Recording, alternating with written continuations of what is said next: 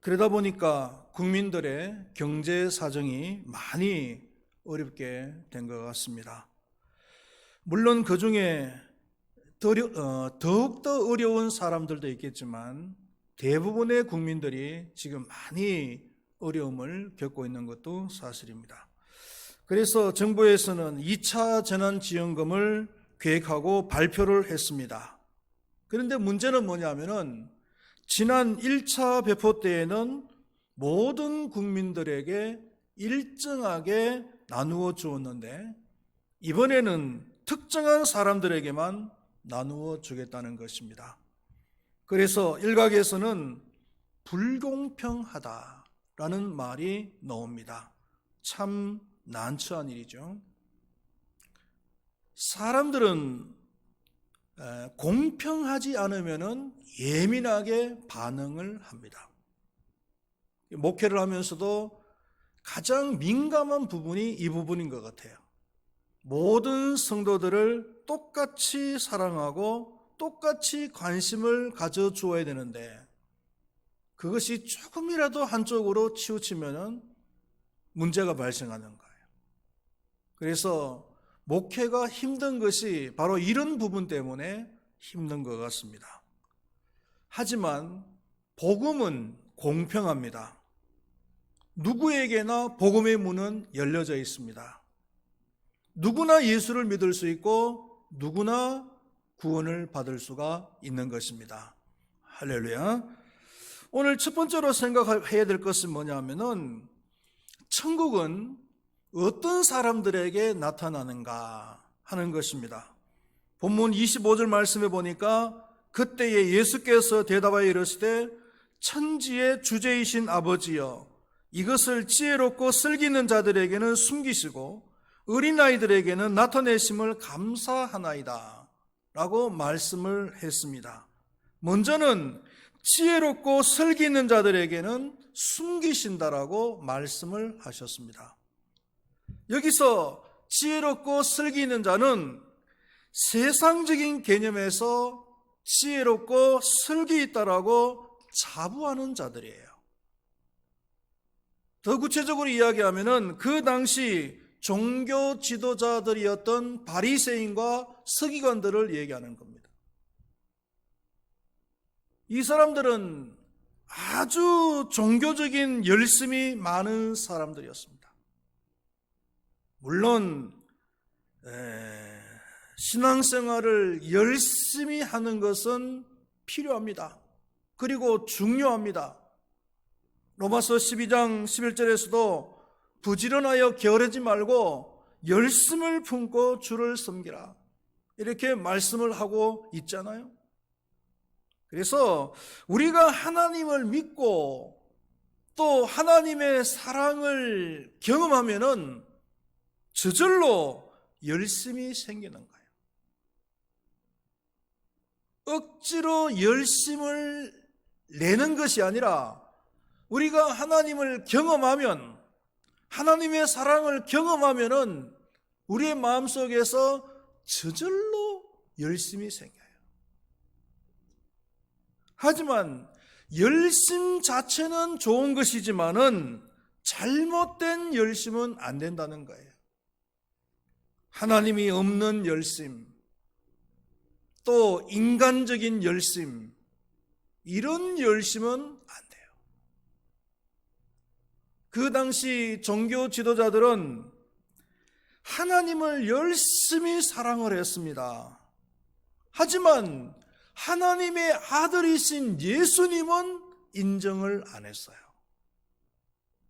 그러다 보니까 그 예수님을 핍박하는 것이 하나님을 사랑하는 것이라고 생각을 했고 그래서 열심히 예수님을 핍박을 한 거예요. 그 열심은 잘못된 열심이죠. 또 이 성전을 얼마나 열심히 사랑을 했는지 이 성전을 하나님하고 동일시한 거예요. 성전은 절대로 하나님이 아니잖아요. 예수님께서 이 성전을 헐어라, 내가 사흘 동안에 다시 일으키리라라고 말씀을 하셨을 때 이 사람들은 분노를 한 거예요. 감히 성전을. 그래서 이 성전 모독하는 것을 신성 모독으로까지 생각을 하는 거죠.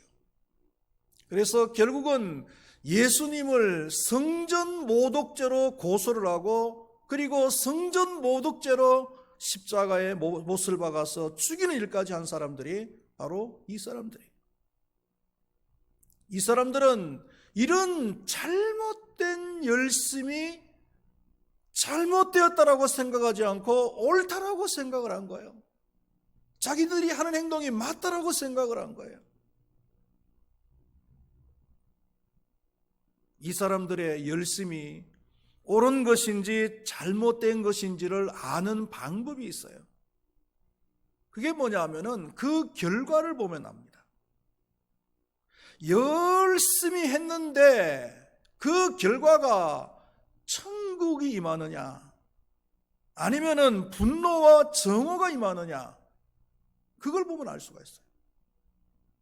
자, 예를 들어서 어떤 사람이 하나님의 일을 열심히 하다가 주변을 돌아보니까 하나님의 일을 열심히 하는 사람이 자기밖에 없는 거예요. 그런 경우 있을 수도 있겠죠. 구역에서 식사당번인데 식사하러 나오라 이야기했는데도 불구하고 식사해야 될 시간에 나가보니까 자기밖에 안 나왔더라는 거예요. 자, 이런 경우에 두 가지의 반응이 나타날 수가 있어요. 하나는 감사하는 사람이 있어요. 이 어려운 시기에 하나님께서 나를 들어서 사용하시다니 이게 얼마나 감사한 일인가. 내가 하나님 앞에 쓰임받을 수 있다니 이게 얼마나 감사한 일인가. 이렇게 생각하는 사람은 하나님의 일을 열심히 하고 천국을 경험하는 사람, 참된 열심을 가진 사람이에요. 그런데 반면에 화를 내는 사람이 있어요. 아니, 왜 나만 열심히 해야 되느냐? 다른 사람들은 왜 열심히 하지 않느냐? 라고 불평을 하면서 그냥 뒤로 물러나버리는 이런 사람이 있단 말이죠. 이런 사람은 잘못된 열심을 가진 사람이에요. 하나님이 없는 열심이고 또 인간적인 열심을 가진 사람입니다. 여러분들은 전자입니까? 후자입니까? 그 당시 종교 지도자들은 후자였어요. 자, 반면에 어린 아이들에게는 천국을 나타내신다고 말씀을 하셨습니다. 여기서 어린 아이라고 했을 때는 단순히 연령적인 개념만 얘기하는 것이 아닙니다. 인품을 이야기하는 거죠. 복잡하지 않고 단순한 인품, 교활하지 않고 순진한 인품, 교만하지 않고 겸손한 인품, 세상적인 지식이나 경험이 아닌 영적이고 신령한 이런 인품, 이런 인품을 가진 사람을 마치 어린아이와 같은 사람이라고 할 수가 있는 거예요. 마가복음 10장 13절에서 16절 말씀해 보면은 예수님께서 제자들에게 어린 아이들이 내게 오는 것을 용납하고 금하지 말라. 하나님의 나라는 이런 자의 것이니라. 어린 아이와 같은 자들, 이런 자들이 하나님의 나라의 주인공이 된다는 거예요. 여러분, 어른이라고 했을 때 우리가 한번 두 가지 측면에서 생각할 수가 있을 거예요. 하나는 긍정적인 측면에서 어른이라고 하면은 많은 경험을 통해서 생각의 중심이 바로 잡혀 있는 사람을 어른이라고 할 수 있습니다. 그래서 공동체 안에서 국가나 아니면 교회나 아니면 가정이라고 하는 이런 공동체 안에서 중심을 잡아주는 사람. 그 공동체가 막 혼란스럽더라도 그 어른이 나서면은 그 혼란스러움이 단번에 정리가 되어지는 그런 존재가 어른이죠. 진정한 어른입니다. 어느 공동체든 간에 어른이 있어요. 진정한 어른이 있어요. 나이만 많이 먹은 어른이 아니라 진정한 어른이 있어야 된다. 교회 안에서도 마찬가지예요. 부정적인 면에서 어른이 있습니다. 세상 경험도 많고 또 살아오면서 여러 가지 상처를 많이 겪은 사람이에요. 그러다 보니까 복잡한 생각을 가지고 있습니다. 무슨 일이든지 단순하게 생각하지 않고 단순하게 받아들이지를 않아요. 심지어 옳다라고 생각하는 것조차도 쉽게 받아들이지 않고 머뭇합니다. 그래서 하나님의 말씀을 받을 때도 복잡하게 계산을 하는 거예요. 이런 성향을 가진 사람들은요, 하나님의 나라를 누릴 수가 없다는 거예요. 인생이 더 비극적이 될 수밖에 없는 겁니다. 셰익스피어의 4대 비극 중에서 햄릿이 있죠.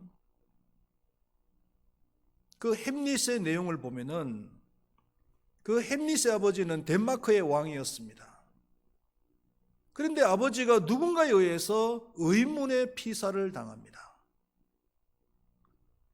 그리고 아버지가 죽은 뒤에 한 달이 채 되지 않아서 삼촌인 클로디우스하고 자기의 엄마하고 결혼을 하는 거예요. 엄마는 재혼이 되는 거죠. 그리고는 삼촌이 아버지의 뒤를 이어서 덴마크의 왕이 됩니다. 뭔가 좀 수상한 부분이 있죠. 억울하게 죽은 아버지는 유령이 되어서 클로디우스가 자신을 죽인 사실을 햄릿에게 알립니다. 그리고 햄릿 자신도 몇 번에 걸쳐서 시험을 해본 결과 아버지를 죽인 원수가 삼촌 클로디우스라는 것을 확인하게 됩니다. 그리고 원수를 갚을 수 있는 기회가 몇 번이나 찾아왔어요. 그러나 복잡하게 생각을 하다가 결국은 기회를 놓쳐버리고 자신도 마지막에는 독이 묻은 칼에 맞아서 죽게 되는 이런 비극적인 얘기가 바로 햄릿의 줄거리입니다.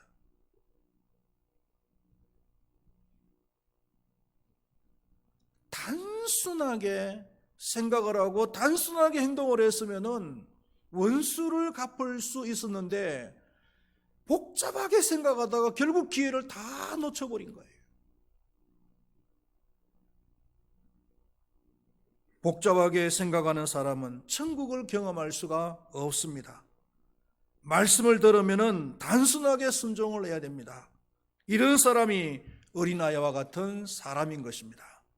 26절 말씀에 보면은 올소이다 이렇게 된 것이 아버지의 뜻이니다라고 했습니다. 사람의 관점에서 볼 때는 불합리한 것처럼 보입니다. 그러나 하나님의 관점에서 볼 때는 옳다는 거예요.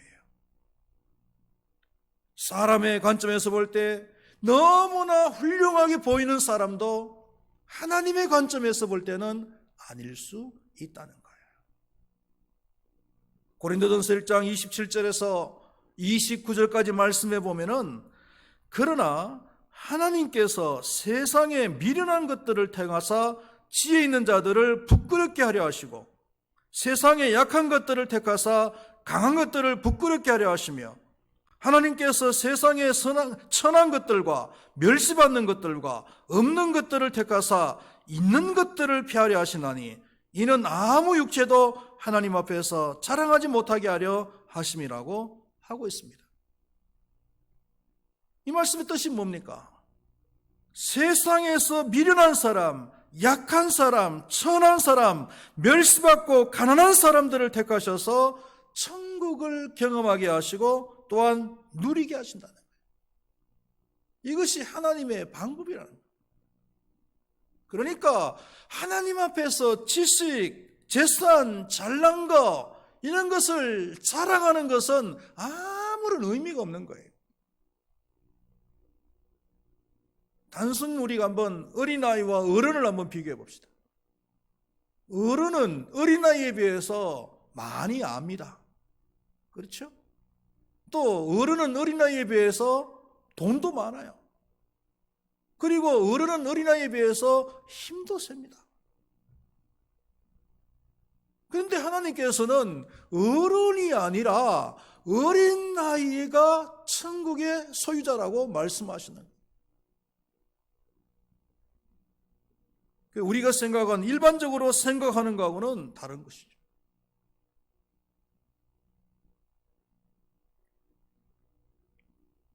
두 번째로 생각할 것은 예수님께서는 무거운 짐진 자들을 초청하신다는 거예요. 28절 말씀해 보니까 수고하고 무거운 짐진 자들아 다 내게로 오라 내가 너희를 쉬게 하리라 라고 말씀하십니다. 여기서 수고한다는 말은 스스로 고생을 한다는 말이에요. 그리고 짐을 진다는 말은 타의에 의해서 고난을 받는다는 뜻입니다. 사람은 스스로 고난을 당하든지 아니면은 타의에 의해서 고난을 받게 되어 있습니다. 그래서 수고하고 무거운 짐을 지고 가는 거예요. 일에 대한 고민, 장래에 대한 고민, 부부 간에 그런 관계에 있어서 고민, 자녀들 문제를 두고 고민.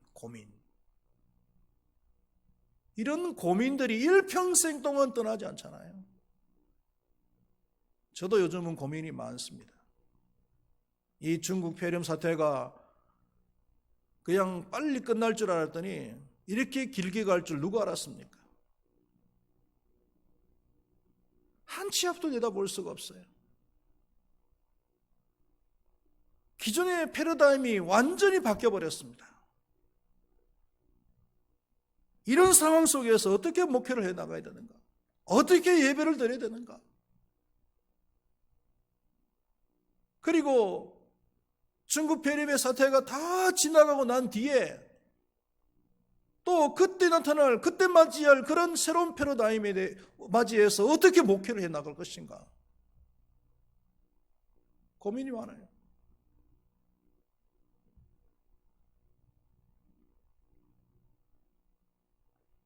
예수님께서는 이런 사람들을 다 부르시고 누구든지 오기만 하면은 쉼을 주시겠다고 말씀을 하시는 거예요. 쉰다라는 말은요, 새롭게 한다, 아니면은 회복한다. 우리가 흔히 말하는 힐링, 아니면 성경적인 용어로 하면은 안식, 이렇게 설명을 할 수가 있을 겁니다. 많은 고민을 한 사람, 오랜 기간 동안 고민을 한 사람, 쉼이 필요합니다. 많은 노동을 한 사람도 쉼이 필요하겠죠. 그래서 쉼을 위해서 여행을 하기도 하고 운동을 하기도 하고 아니면은 맛집을 찾아다니면서 맛있는 음식을 먹기도 하고 하지 않습니까? 이런 것들은 세상적인 방법이고 일시적인 것들이에요. 그런데 오늘 본문에서 주님께서 이러한 쉼을 주시겠다고 말씀하시는 거예요. 주님이 주시는 쉼은 영원한 것입니다. 완전한 것입니다. 할렐루야. 그래서 우리 하나님을 믿는 사람은 이런 세상적인 쉼이 아니라 하나님이 주시는, 주님께서 주시는 그 쉼을 우리는 누려야 된다는 거예요. 그러면은 예수님께서 약속하신 그 쉼을 어떻게 누릴 수가 있겠습니까? 29절 말씀을 보겠습니다. 나는 마음이 온유하고 겸손하니 나의 멍에를 머고 내게 배우라. 그리하면 너희 마음이 쉼을 얻으리니. 했습니다. 첫 번째로는 예수님께서 주시는 멍에를 매라는 거예요. 내가 매기를 원하는 멍에가 아니라 예수님께서 주시는 멍에. 등산을 좋아하시거나 아니면은 여행을 좋아하시는 분들, 등산을 할 때나 여행을 하면 등에다가 백을 하나 매잖아요. 그런데 이 백이 내 몸에 잘 맞아야 됩니다. 내 등에 잘 맞아야 돼요. 그런데 그게 내 몸에 잘 안 맞으면은 등산하는 내내 고통스럽잖아요. 여행하는 내내 힘들어요. 그것 때문에.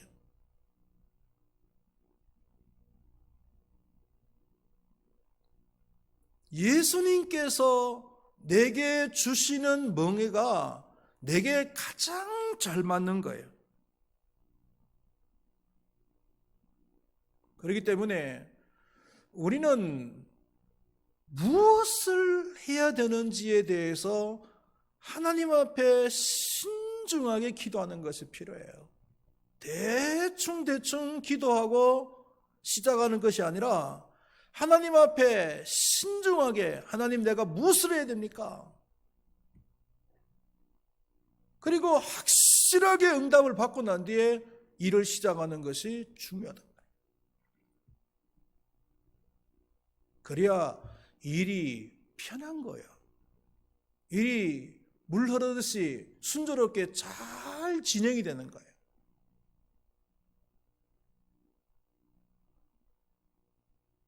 기도를 하는데 형식적인 기도를 해서는 안 됩니다. 정말 그 기도를 통해서 내가 원하는 그 기도 응답을 얻는 거예요. 그리고 시작하는 거예요.